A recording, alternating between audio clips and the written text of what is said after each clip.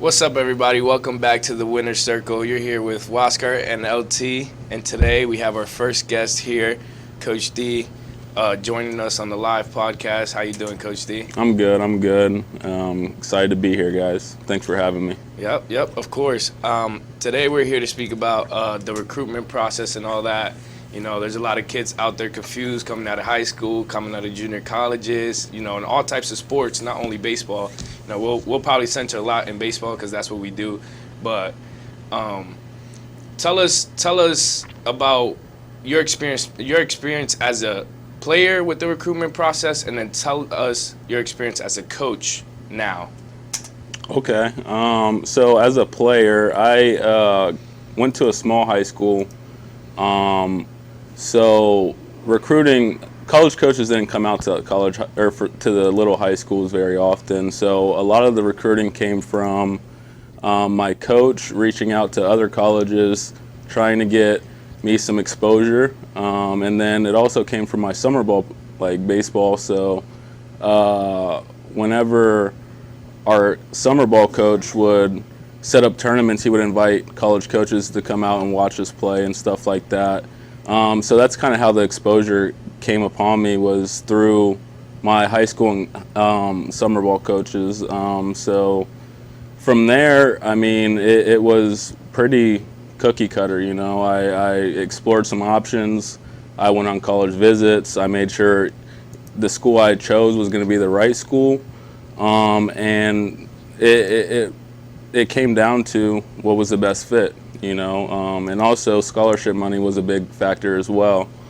And then that's kind of how that went. Right. It wasn't like I had like 20 different offers. I had 3 offers. And it was like, at that point, I was just going where the money was at. So the money talks sometimes. So. No, yeah, we center a lot in that stuff too. Like Waskar and I say, for me, it was like showcases in summer ball as well, just like you. But Waskar was like at a high school event, like a practice, just one practice. A college coach pulled up and was watching them and all that. But Waskar also get into his experience. But for me, it was a little different. Like I did a lot of showcases and all that stuff, just like you did. But I didn't know how to utilize like my social media for all that stuff like guys are doing now. Like I wish I knew that kind of stuff coming here, and that's why we're going to speak about it a little bit more, just to teach, you know. But I'm going to let Waskar speak a little bit more about his experience as well, just so people can hear his experience. Well, like I mentioned, D mentioned that he's summer coach, and you mentioned like you did a lot of showcase. It wasn't that hard, and at the same time not easy, because it was my freshman year, it was my senior year, and it was actually my first year living in the United States. So I didn't know how you get recruited for college and stuff like that. So my coach from my first school, he went to my high school. He saw me at practice. I was taking ground balls, a lot of you know what it is, and hitting BP. So he said, "Oh, I like what you got. Like you could be a perfect fit for us, and you could help a win." I said, "Well, just offer me, and I'm in there." Like Coach D said, money talk. Yeah, it wasn't many offers for like any of us. I had probably like one offer coming out. Like it was kind of crazy. But like now, D, let's see, like what social media do you use? Because I know the sports world is centered a lot around social media now, and a lot of recruitment process is not person to person like it was the process for us. But what do you center yourself in? Like what do you use to recruit? So for a coach, I think Twitter is the main social media that is used for recruitment. Also Instagram. That is the biggest trend I see from a coach. Facebook isn't. No, that's not used as much for recruiting. So yeah. But also there's these recruiting services that people will pay for, that they will send out mass emails to coaches, and these coaches get. I mean, whenever I was coaching at Ohio Christian University, I every single day I would get 20 to 30 emails from random kids around the country, and then from there, I would search their name, see if they were on Twitter, see if they were on Instagram, and see if they had the skill level to play for at the college level. So Right. I think Instagram and Twitter were the biggest social media platforms that I used as a coach. Yeah, me, Waskar and I preached that a lot. Like, so we were talking about having a professional Twitter page too, because like you say, if you're getting an email or something, like this kid is just reaching you directly, but you're searching him up to see what his social media looks like, see if you find anything of his. So Waskar and I preach on that a lot, like keep a professional player profile, like just have your full name on there, your height, your weight, GPA, what school you're attending, you're representing at the moment.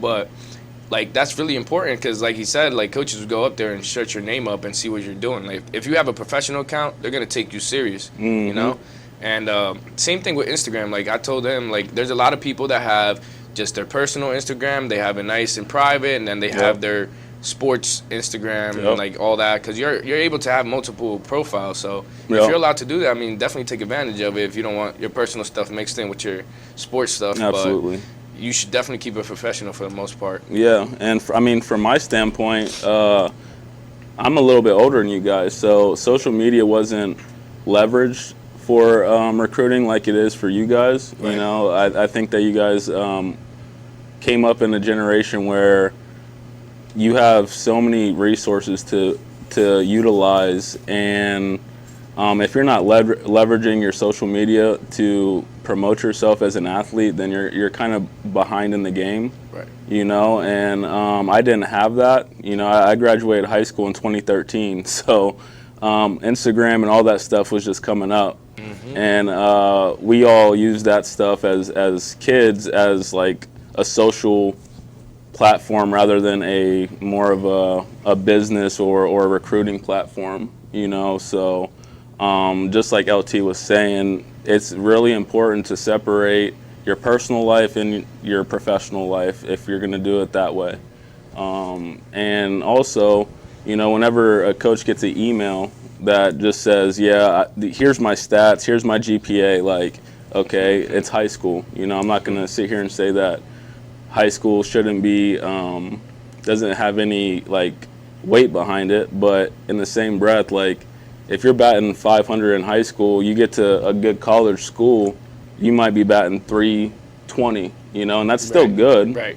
But a batting average in It's high down school, almost in half. yeah, exactly. I mean, the competition level is gonna excel as you move up into a college setting. So Yeah. How about Waskar, like leaving your first college, how was that process for you? Because after you're in college, it's way different. After your coaches give you that insight and all that, how was that experience leaving your first college? Well, leaving my first college, I didn't want to because I didn't have no more offers. But it happened, like COVID happened.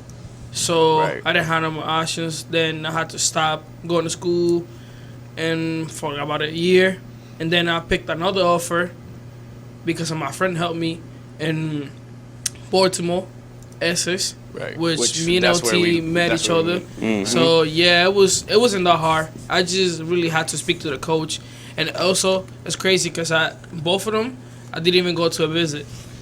So Yeah, no, I didn't even know appreciate- what they had for me. So Yeah. I just went to play baseball. That to basically. me was kind of shocking because to me, I it's important to go on a visit. Like I went to a visit to every school I was going to. My first school, even though it wasn't a good fit, my second school I went on the visit. It was brief, but I went on the visit. I watched them play as a team. I watched the coach them, and then coming here, I also came on a visit. To me, it's important because like you're gonna be living there like most of the year, so you should get to know where you're gonna be living. Like you should know everything that's around there, and like if you like that type of environment, because if it doesn't fit you, you're gonna be miserable there. Like you're there most of the year. Big fact. It sucks. Yep. Yeah, for me, coming to visit here at Arroyo, it was really important because the connection and the relationship I have with the coaches now is really important. Like, it's not only like coaches and players and stuff like that. It's like a family, Right. and I really like that because in previous school I didn't really had that,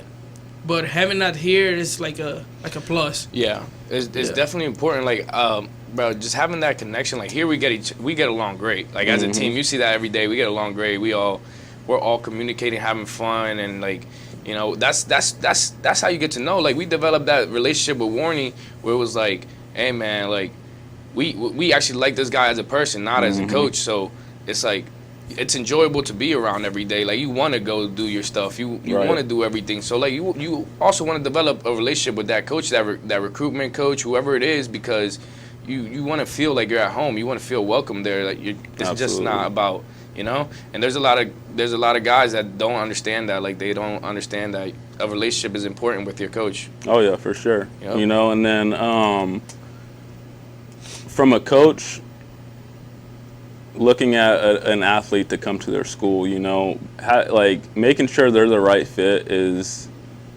so important, because if they're not a right fit, if they're not going to buy into your program, you're not going to get the most out of them. Right. You know, and the thing is a lot of people think that, oh, I'm just going to go to college and play a sport that I love. But if they go to a college like you guys were saying and they don't enjoy the environment that they're in, then their life's going to be miserable. You know, so like whenever I go out and recruit somebody, I really get a feeler for who they are as a person before I see what kind of baseball player they are. You know, obviously I can see videos on their swing, and I can see them post all their highlight reels, but what I want to see is how are you outside of that environment? Right. You know, because and on top of that, like for example, say I go and recruit a big city boy, you know, that is used to a city environment, and I'm trying to get them to come down to Rio Grande, where the closest Walmart is 15 to 20 minutes away.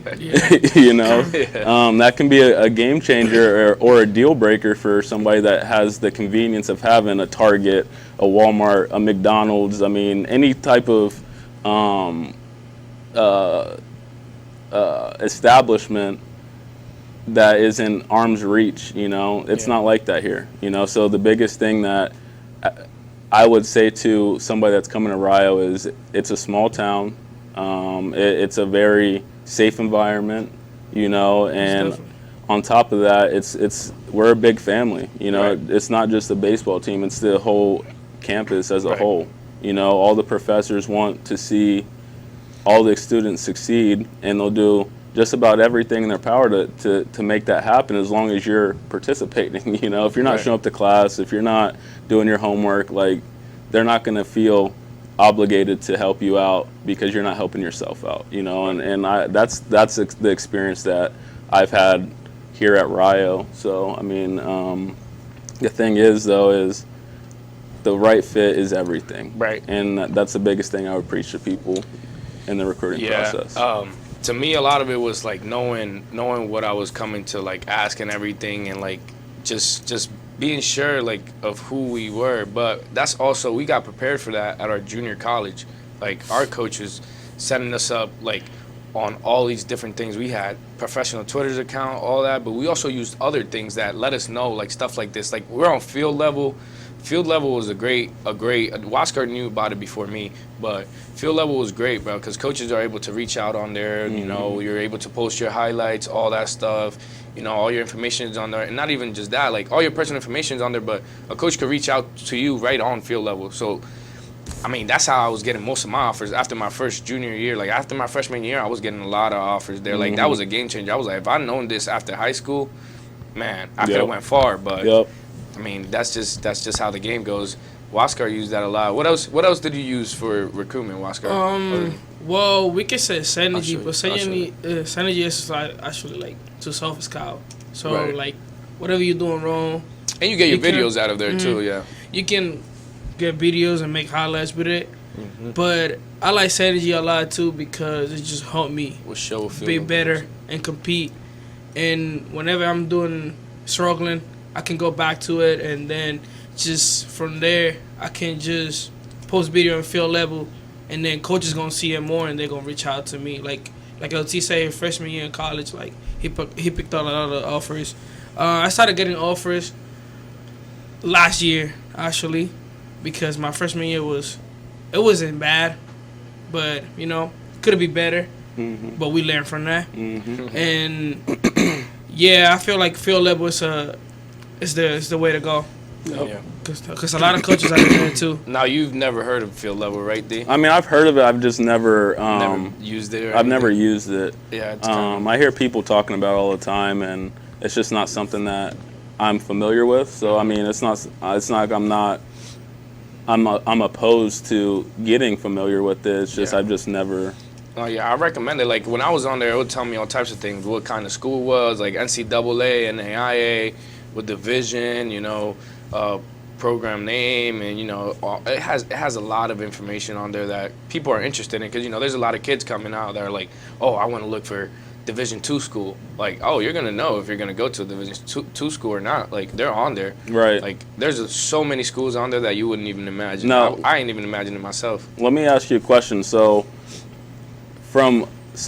say I'm an athlete. How do you even get on field level? Like, tell me that process. It's a very simple process. Like you're creating a profile just like any other social media. Once you get on there, if you post your stuff, you have your videos, you put your highlights together, you post it on there, and coaches are able to follow you. Like coaches go in there and like search things up by like precision. Like if they need a precision player, they're looking for a certain height, build, whatever they're looking for, hitting wise, all that, and then it pops the players up. They're able to follow you, see how you're doing throughout your season, all your videos, all your stuff. So it's pretty.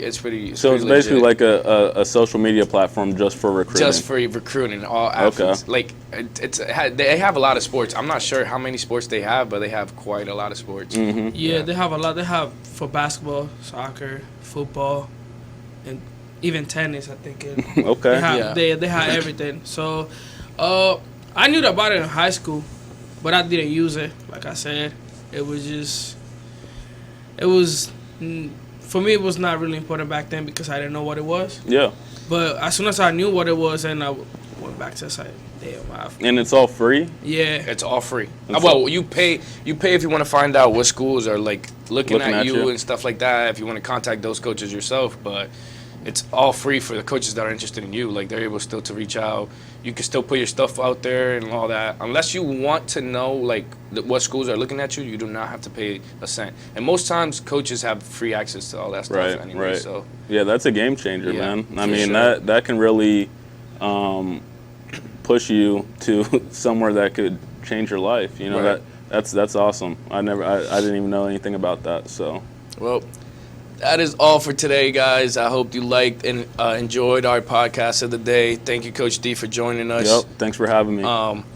And yeah, that's pretty much it. If you like the content, please like, comment, and subscribe. And also comment down below and tell us about your recruitment process, because everybody else is different.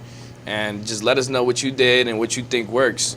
But we appreciate you for taking time of the day to listen to us and joining us. All right. Peace. Winner circle. Peace. Peace.